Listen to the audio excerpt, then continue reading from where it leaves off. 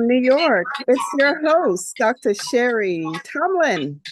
And joining me today is our co-host, Mr. Kenneth Mohammad from North Carolina. Welcome, Mr. Kenneth Mohammad. Thank you, thank you, thank you. Hello, everyone. And today we have an amazing guest. And just shout outs to our last guest. She was just as amazing. And I want to New say, York. Dr. Tomlin, Yeah. say again. No, I'm listening to you. Okay, I just wanted to add that Queen, she really set the vibe, the energy. It's almost like what's that sage and cedar? You come in and smoke the room to get rid of all the negative energy and negative vibes. And the last two shows we had, she set the tone, and I'm thankful for her. And again, now with our special guest, um, amazing, amazing, amazing. Her drone technology that she has been in for some time. I'm gonna let her tell a story. The innovation for the innovation and the culture for Africa and empowerment. I'm just so excited just to delve into her mind and her journey as far as piloting and drone piloting. Yes, indeed. Welcome, viewers. And this is a special podcast we have today on Africa Rising because we have a very special guest, NCK, a drone pilot from South Africa, and the pilot as well. Yes. Yeah. Welcome, NCK. Please introduce yourself. Okay. I honestly don't know how to introduce myself because I do so many things and I've been in so many parts of the aviation space. But then right now, I'm in Ziki, I work as an operations lead for a private company in Nigeria. And I've been in the aviation industry for almost 20 years now. Oh, And Wow. yeah, I'm glad to be here. yeah. So it sounds like you're breaking barriers and you're flying high, literally, right? You're a pilot and you're a drone operator. And Mhm. yeah, so you're helping to transform Africa in a sense, and the way the industry operates. I hope that's exactly what I'm doing. I Yeah, hope that's exactly what I'm doing. I'm sure. So So Nsiki, I have a question for you. You said 20 years. Tell us, share with us the very beginning. And did you see yourself 20 years later doing what you're doing now with drones? How did you get started as beautiful as you are? How did you get started in piloting or navigating that airplane? Okay, so let me just share my story from the beginning. So I went to a high school that was right across, just directly opposite Rand Airport. Rand Airport is used to, it's an airport that is used to train students. So there were a lot of flying schools there. I'd go there sometimes, at the end of the term and just go there for a day just to see these aircraft taking off and landing. And I didn't Okay. think it was possible because everyone always said it was so expensive. You can't make it. You have to be a rich kid to be part of the squad. And but for some odd reason, I made it. But in the beginning, it wasn't that easy because in 2005, immediately after high school, I went for what's this psychometric tests with the air traffic and navigation services. So the psychometric test was about trying to stop aircraft from crashing while you're calculating. So they put something like a sum next to you, 3 + 5, and you have to respond like within 3 seconds and also stop an aircraft from crashing. And it was a simulator game, but I didn't do well. And I went back to the drawing board Okay. and I know, had to go back to the drawing board and I started all over again. And I went to SAA, South African Airways Technical. I became an aircraft mechanic apprentice, and I realized that was not for me as well. Then I moved to air traffic control. The very same test that I failed in 2005, I passed in 2008. Yeah, I passed in 2008. And then, then It took after off. air traffic and navigation services, I just went into flying, and I've been there since 2014 until now. And I find myself in management now. Oh, is there anyone in awesome your family story. that's into flying or? That's very true. My brother was actually the first one. He went for the South African Airways Cadet Pilot Program in 1998, and we used to live together in the same house. So when he left, I literally cried. And when he came back from Sydney the first year, like he looked so good in that uniform. And I said to myself, I have to get myself there. So at that time, I was just only thinking about the uniform. Little did I know that I'd actually fallen in love with it. Yeah, Wow. sounds a lot like my Yeah. story. I was in nursing school, back in the 90s, and I saw one of the Army officers come in and said they would give us like $8,000 if we joined after we Oh, wow. graduated. And I just loved the way he looked. And of course, I wanted the $8,000. So I immediately, graduated and joined the military. And 3 months later, I was in Somalia. So, so that's where Oh, that led me. oh, wow. But, you know, I Yeah. I had a lot of good experiences in the military. I was only in for a couple of years, but I had a lot of good Mhm. experiences where they helped with my education because I wasn't, Exactly. I didn't have a lot of family support. And, Mhm. I was just barely surviving at the time. My family turned their back on Mhm. me. And that Oh, was the way mhm. I ended up, uh, pursuing Wow. my dreams. Look at So you now. Look at you yeah, now. Yeah, I we're gonna know. have to do an interview on her. Um, but let me make sure I got this understanding. Your brother went first, and the Hmm. uniform is what got your attention, right? Yes. And the airline school was across the street per se from your high school or your middle school. So you're like 16, 17, 18 years old. 100%. Yes. And you're probably paying more attention to it makes me think about when you go to the airport and you see the little children and they're waiting for to board the plane and they run to the Mhm. window and the parents take them to the window and it's like, look at the airplane take off, look at the airplane landing. So you're in like math class and instead of paying attention to the teacher, you're watching these planes up and That's that's true. awesome. That's So true. okay.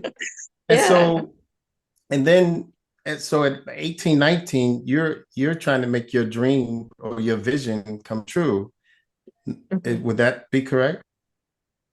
Yes, at 18, 19, I was going for it because my mother did not have the funds to send me to university. Although I did really well, for my matric, we called matric in South Africa grade 12. So I don't know what you call it that side when you finish your secondary schooling, your high school. Mhm. So I had good grades, but I had nowhere to go and there was no money. So my best bet was to get a scholarship. And fortunately, at that time, I was already somewhat in the workforce because I would work during holidays since I was in grade 10. So we'd work like at Edgar's, that's a friends putting on makeup. But Mhm. then deep in my heart, I was like, airplanes, airplanes. That's what I could Oh, think of. wow. Wow. So that's Yeah. a serious passion. Yeah, you had. Yeah, Yeah. absolutely. Yeah. Determination. Oh, yeah. Yeah. Yeah. I would say my passion is psychiatry. And I ran away Mm, from mm, it my whole career. And then when I finally realized that, I had family members that needed help, then that's when mm. it, it was attractive to me. But yeah, that's the one area that's my passion. So I know what it feels like to be able to work and live and, Your enjoy dream, exactly. doing what you Mm, doing what you really enjoy doing. And it's wonderful. It yeah, is. it is Yeah. when you has that opportunity. Yeah, a lot of people are going to places where they're working and they're not happy and they want to get out of there and they, Mm. and from the beginning, you've been able to work in an area that's in an industry that's your passion. So that's And you don't, I'm Absolutely. gonna just speak for myself. I don't hear much of people with a passion at a teenage, and then 20 years later, they're in management and really and truly, Sister Nsiki, you're just getting started because from drones Yeah. weren't popular during the time that you had this passion. However, tell us about how you rolled over it. Well, not say rolled over, but now the passion has included drones. And is that your passion, Mhm.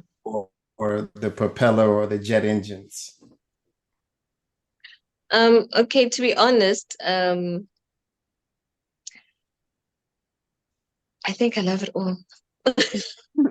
Um, but my passion, how I fell into drones was because post COVID-19, I was working for South African Airways. So South African Airways just they retrenched most of their staff members due to COVID-19 and maybe other financial matters that we are not aware of, but we were then retrenched. And as I was still stressing, and I was praying and all of these things, I got a LinkedIn inbox from a drone company, and they are massive. Like this drone company is massive. And they called me, they said, okay, we're looking for a safety manager. If you are keen on the job, please come through for a meeting. And I went through and they hired me on the spot. So I didn't know much about drones then. And when they asked me to do a risk analysis for a drone, I couldn't really do it because the thing is, I was always thinking top to bottom, because with aviation, when you're a pilot and you actually flying the aircraft, your risks are top to bottom. With drones, is bottom top. So you have to think of trees, you have to think of fences, you have to think of power lines, you have to think of animals, you have to think of people, things that we don't think of as airline pilots or as people working in airlines. So that was very interesting because then I had to like change the way I think. Okay, this is how drone pilots think. So it was a completely new space, Right. like completely new. 180 And degree turnaround. Yeah. yes, so it was like, now, okay, topsy-turvy. Let's work things from bottom up. And it was interesting. And yeah, when I got into drones, then I decided to get a drone pilot license after that, because for me, I'm the kind of person Yeah. Sometimes there might be power outages in the area where I have to do it. okay. So in the same way that I've been an aircraft mechanic and a pilot, and how everything works together. So with the drone as well, I had to understand how everything, works together. And I just went and I did the drone license. Best thing ever. I think it was the best 2 weeks of my life, even though we had to drive like 50 kilometers every day away from home. I don't regret it. Honestly, I don't regret What, it. The best how thing. long ago? How Yeah. long ago was this? How long ago did you start? When they hired you? When did they hire you? They hired me in 2020, just as the hard lockdown, during hard lockdown, I was hired. And we were basically just doing a lot of surveillance on mines and yeah, and a lot of agricultural surveying as well.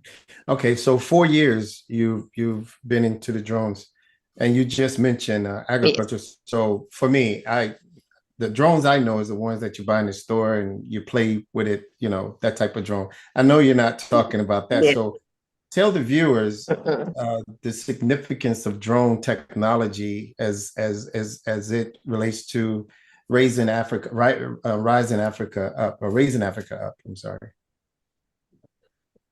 Okay. Or advancing up, because you mentioned agriculture zoning. So how does Yes. drones work? Okay. In Africa, mostly it's about mostly what they do. They use them for agriculture and the mining space, because we've got a lot of minerals here in Africa. So it's a lot of like, I can't remember the wording, but there's a lot of like surveying they do for the minerals and agriculture. It's basically mostly agriculture, and basically also just changing in terms of like, taking images of what was before and what it will be after, because there's also a lot of developments happening, in Africa. So basically a lot of drones do a lot of capturing in that sense, in that Now, department. again, Yeah. I like to learn. I'm a seeker of knowledge. I, Yeah. I heard that at one time or maybe they are not Africa, but just drone technology, period. they're using it to deliver packages like medication, Yes, that type of thing? yes, Okay. Do you know? 100%. I even Yeah. forgot about that. I even forgot about that. They do deliver medication. There's actually a drone company in Germany I did a 2 month stint for, and I can't remember their name now, but they are in Malawi and if I'm not mistaken, Rwanda. If I'm not mistaken, I could be corrected, but they do deliver a lot of medication. So when I was reading the statistics, they were like, what it usually takes one of the, what's this, these boats that they use to carry medicine, it usually takes about 16 hours. With a drone, it takes 30 minutes. So basically, life-saving medication, you can get it like within less than 30 minutes instead of the whole 16 hours that they used to actually wait for. So it's helped a lot of people during floods, during all of these things. They were just using the drone services to actually like distribute the medication. So drones are, Okay. yeah. And So, actually Wow. there are companies every day building drones that have a longer range. It's mm, actually insane. Yeah. Now, what's the range? What are the ranges? It can last from 30 minutes up to the one I know that can last the longest right now is about, I think, an hour and a half or 2 hours, if I'm not mistaken. But then it also depends on the payload. So how it depends on how much yeah, weight you put on the drone. Weight, So it depends on how far kg? it can go. Gotcha. Yes. yeah, so you're a Gotcha. visionary. Do you see drones carrying people at some point in the future? Definitely, there is a company that's actually working on that. There is a company working on that. I follow these people on LinkedIn. So there's a company called Lillium, also Okay, in Germany, and they're working on that. William. So it's insane. Like if you follow their page, Yes. it's wow. Yeah. So Mm. definitely, we'll leave the name of that company in the description box below, viewers. Please like, share, and Okay. subscribe, because we want to buy stock in that company. Okay, thank Oh, you. definitely. Yes. They are Thank doing you, Ms. amazing CK, things. for Amazing things. the Yeah. insider information. Okay, and don't forget, viewers, please like, share, and subscribe this to the Dr. Sheri Tomlin YouTube channel. And yeah, and Siki, you are a female leader in the aviation industry. And how do you think this industry could better support women and create more opportunities for women? I think more than anything, it's just it can support women just by fostering more mentorship programs, creating gender inclusive policies. And, women are smart, we should just amplify our voices in the decision-making spaces as well. Yeah, I agree. I don't think it's the fact is that we're just smart. Uh, you Mm, know, I think we bring a balance, a sort of balance to the table, to the conversation, to the project, mm, whatever it is, instead of just having that male, uh, you know, input, right? You have a mm. input. Everything, it's like male and female, whatever we do, anything in the world, it's like, why is Mm. Brother Kenneth smiling over there? Tell me, brother, why are you smiling? I'm in Please. agreement. Oh, I'm in very much agreement. It's a thought came to mind that um, whenever the creator mm-hmm, wants to bring a person onto earth, he always looks for a woman. The seed of a man, however, he's Mm. the woman is like the co-laboratory that he uses to bring men and women into the world. So definitely there's a balance. Yeah, That's what popped in my head. yeah. And it, agreed. She's the creative side of God. and it should be in all um sectors. We should be involved in all politics, finance, everything, healthcare. Yeah, because and you never know, it looks like America might be leading the way. So that's going to be so inspiring for a lot of young girls, if Kamala Harris is elected. I'm just putting that out there. But anyway, yeah.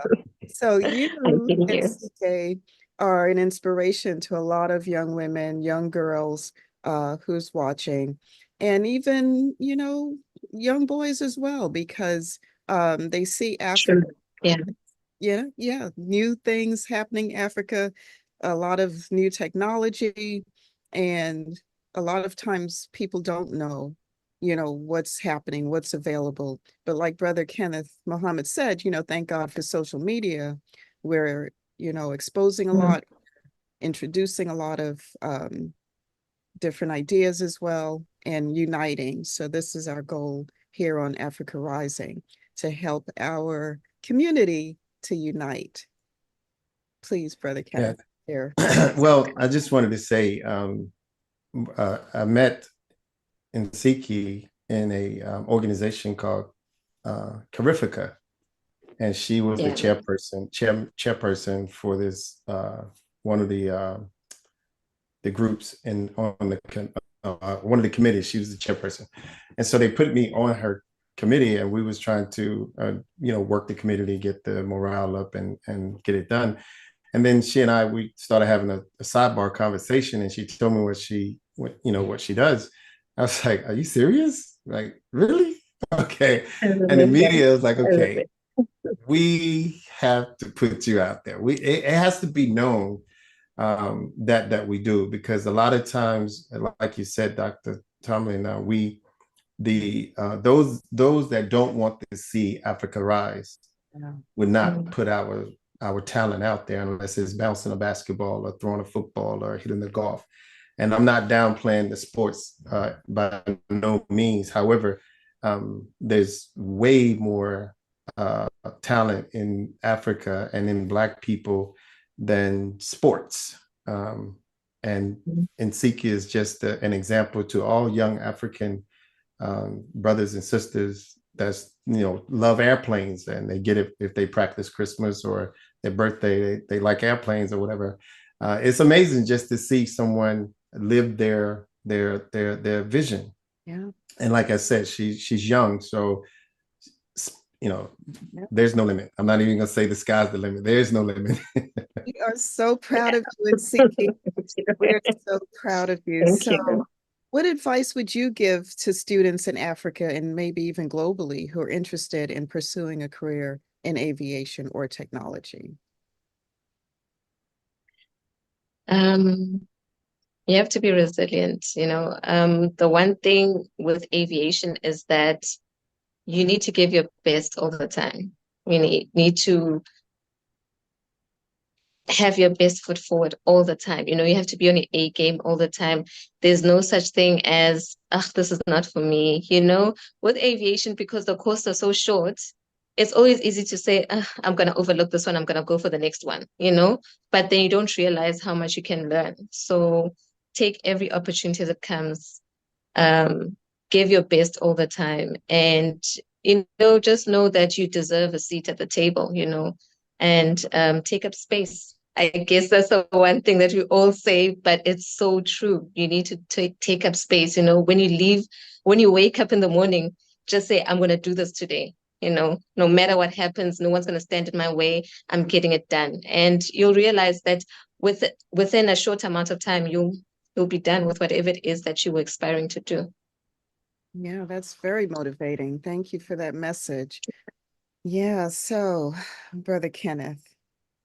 Yes. I would say one thing that Nsiki said was you deserve a seat at the table.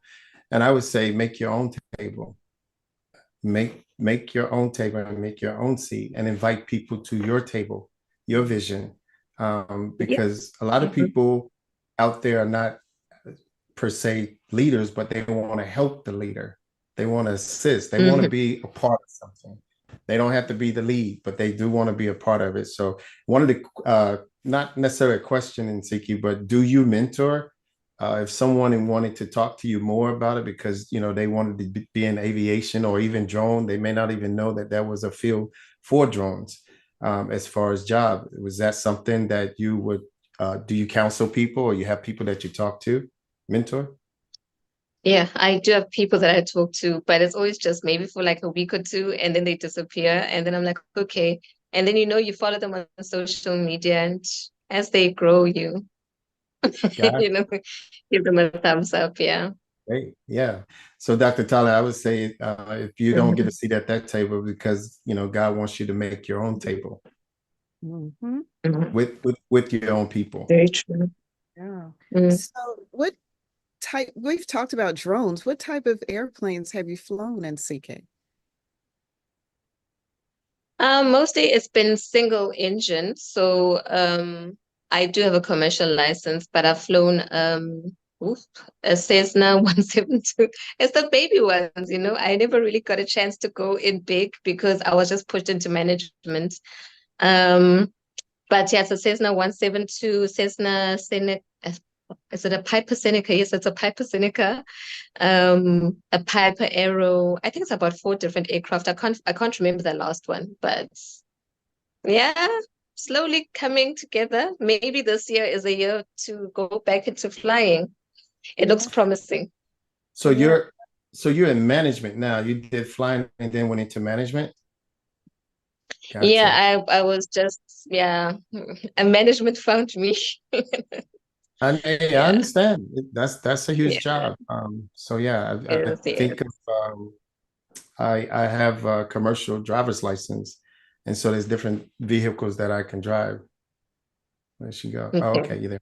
And So I just wanted to congratulate my son, uh, Joaquin Enrique. Yesterday, he told me that he just graduated. Well, not graduated. He just finished training at his first commercial airline job. So gotcha. everyone, please congratulate Wow. Joaquin Wow. Well Enrique. Yes, done. Wow, Well so, absolutely. done. yes, he's got Well his done. first job. He's officially a pilot. And yeah, I just wanted to Ah, share it's that beautiful. with our viewers Yeah. today. So Oh, everyone, it's beautiful. I thank love it. everyone So, stay encouraged. Yeah. absolutely. And CK, what is your message for our viewers before we wrap up our podcast today? Oh, I think it's just that message of keep doing you, focus on your dreams, and yeah, be resilient.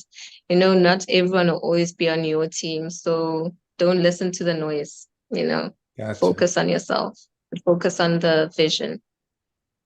Yes, indeed. And Yeah. yeah, so your vision is right now working on drones and working in the aviation industry. Do you plan to do any teaching or in the future? Maybe the theory side of things, I am 100% for that. But the actual teaching, the actual flying, there are more braver people than me in the world, so they'll do that. Yeah. I leave it to the brave ones.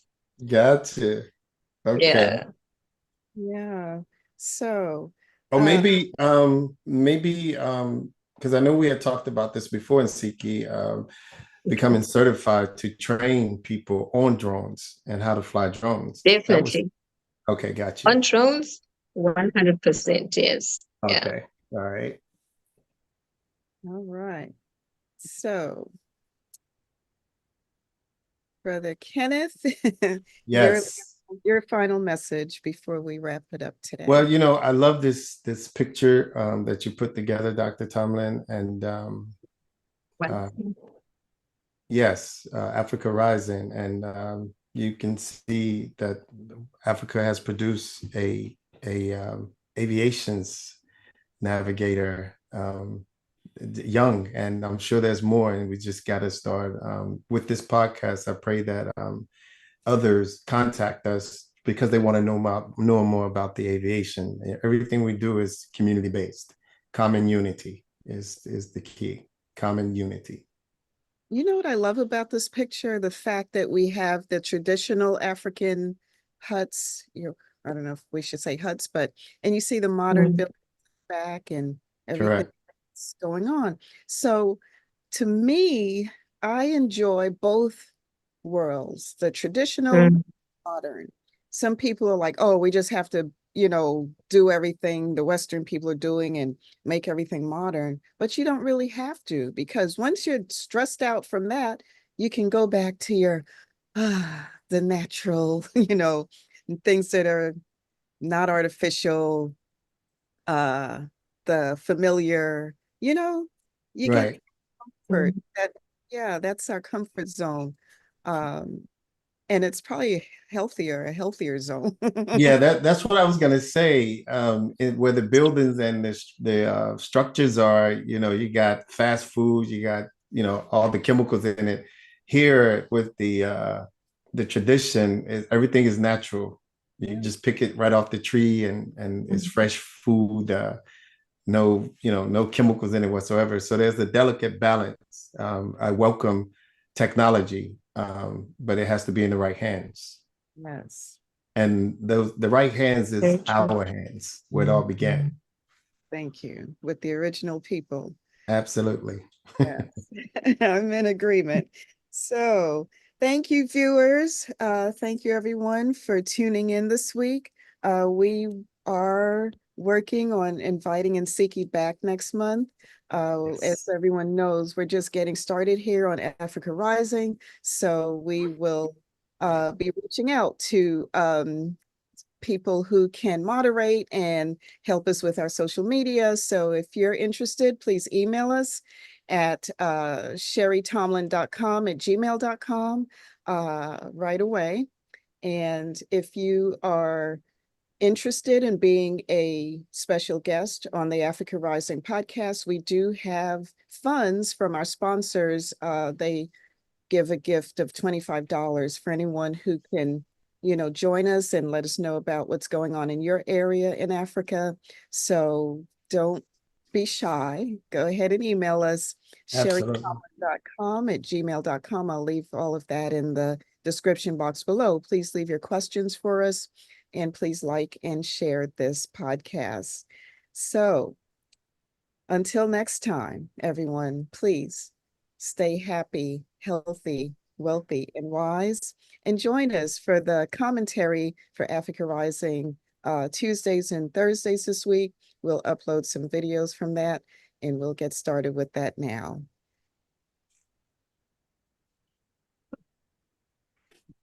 Thank you. Thank you, and CK.